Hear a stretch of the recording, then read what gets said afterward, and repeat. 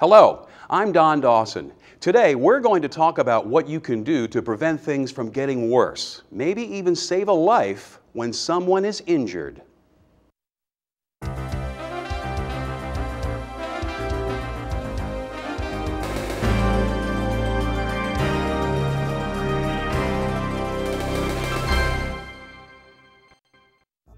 No safety program is perfect, not even one that includes personal protective equipment.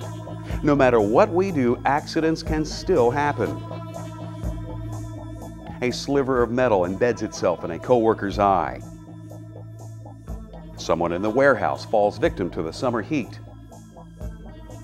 A friend at lunch starts choking on a sandwich. She can't breathe.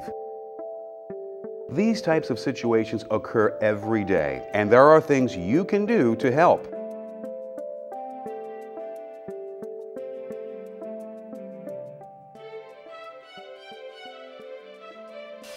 In any work environment, there are hazards that need to be watched out for. For example, say something gets in your eye. You should try pulling the upper lid away from the eyeball. This should cause the particle to drift down to the lower lid. Then simply remove the intruder with a piece of sterile gauze or a clean handkerchief. An object that has embedded itself within the eye needs to be treated differently. Just touching it could dig it in deeper.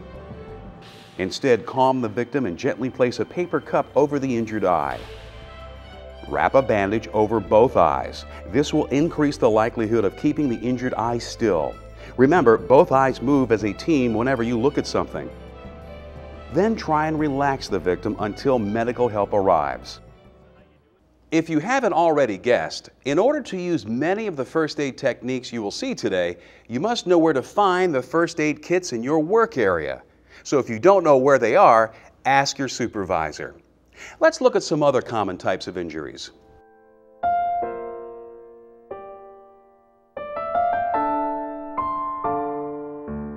If you're working with sharp tools or materials and not paying attention or something goes wrong, you could end up with a nasty cut. First, you need to stop the bleeding with direct pressure. Then clean the wound with soap and water. Give it time to dry and apply a sterile bandage. If the cut is particularly long or deep, or if after a few days it's still sore, see a doctor. If you were cut by a rusty object, you should see a doctor immediately to determine if you need a tetanus shot. Too much friction between your hand and the tools that you use can often lead to blisters. When treating a blister, leave the skin unbroken and avoid putting any further pressure on it. If the blister breaks, clean it immediately and apply a sterile bandage. Burns can occur when we least expect them, and even minor burns can hurt like crazy. Here we should turn to cool, clean water for help. Soak the injury or apply ice. Don't try to clean the affected skin and don't break any blisters. This will just cause more damage. Cover the burn with a sterile dressing. Never apply ointments or salves unless a medical professional tells you to. Most of these coatings can actually make things worse. But water should never be applied if you see open blisters or actual charring. Instead, cover the area with a loose compress and get medical help. Chemical burns can be especially dangerous since the substance can keep affecting you until it's removed. In these situations, you need to get to running water as quickly as possible, normally a sink or safety shower, depending on how much of your body has been exposed. Keep the affected area in the water for at least 15 minutes, then see a doctor immediately. If a hazardous chemical gets in your eyes, flush them directly with running water at an eye wash station, also for 15 minutes. Again, seek medical attention.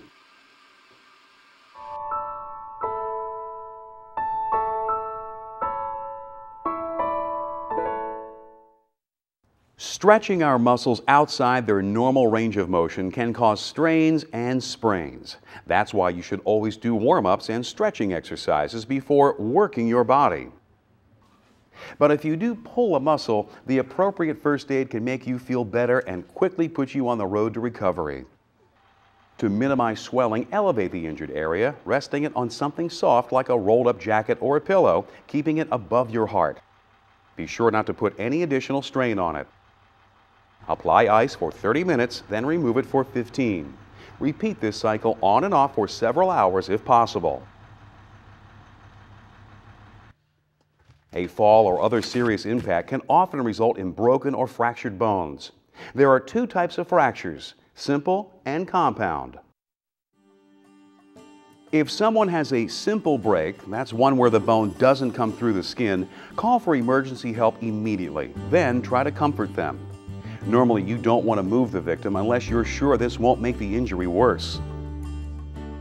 If you must move the victim to get them medical help, apply a splint to the break.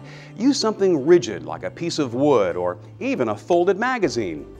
For example, if the victim has a broken arm, rest the arm on the splint.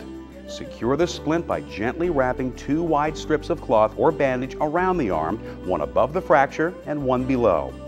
Tie the ends of the cloth together under the splint, leaving the fractured area uncovered. The splint should be snug but not tight enough to cut off circulation. If the injury is in the forearm, below the elbow, put it in a sling.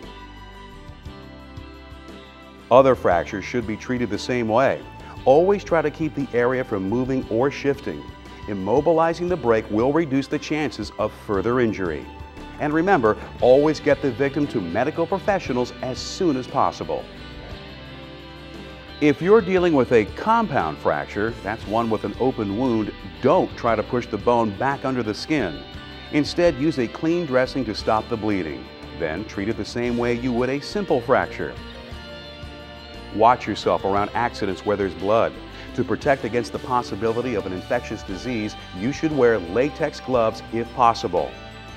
If you feel it's unsafe to help the victim, wait for emergency personnel. Injuries that are serious or cause a lot of pain can throw you into shock.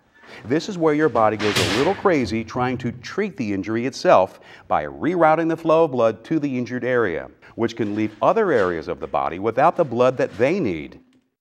If the body goes too far with its emergency response, it can actually kill the person.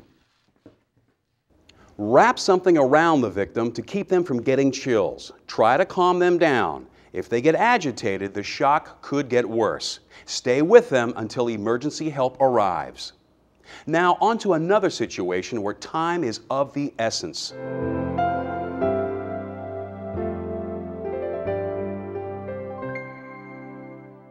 When the temperature or humidity begins to climb, so does your chance of a heat-related injury or illness. It could be anything from heat exhaustion to heat cramps, even heat stroke. Heat stroke occurs when we get so hot that we burn out our body's temperature control systems. So we are unable to cool down normally by sweating. If you think someone is suffering from heat stroke, get the person out of the heat. If possible, soak them in cool water. Not too cold though. You can also use cold packs and a fan if they are available. Raise the victim's feet to make it easier for their blood to circulate. Call the emergency medical services immediately. If it isn't treated, heat stroke can cause brain damage, even death in a matter of minutes. Stay with them until emergency help arrives. To keep your body from overheating, drink plenty of cool water or a thirst aid to replace the fluid that you lose when you sweat. You don't want to drink alcohol since it actually makes it harder for your body to keep cool. And take regular breaks. Many of us eat frequently during our workday, on breaks, at lunch, or just snacking, and often we wolf down our food. You may not realize it, but a victim of choking can die within minutes from lack of oxygen.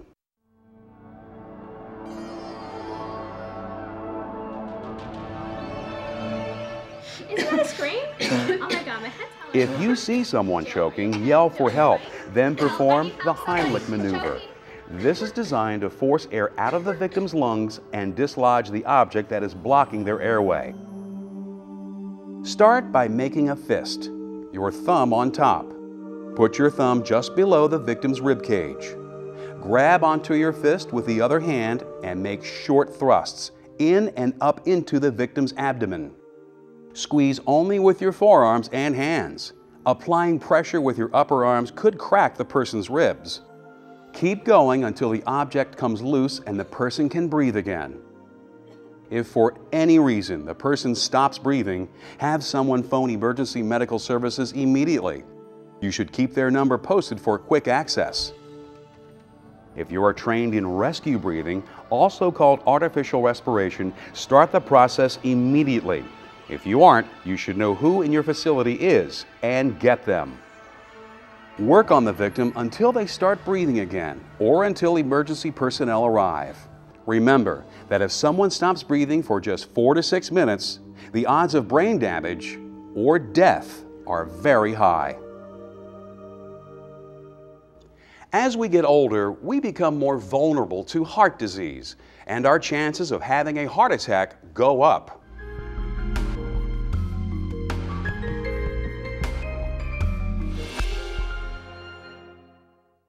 If someone has a heart attack or a sudden cardiac arrest, that's when the heart can stop cold.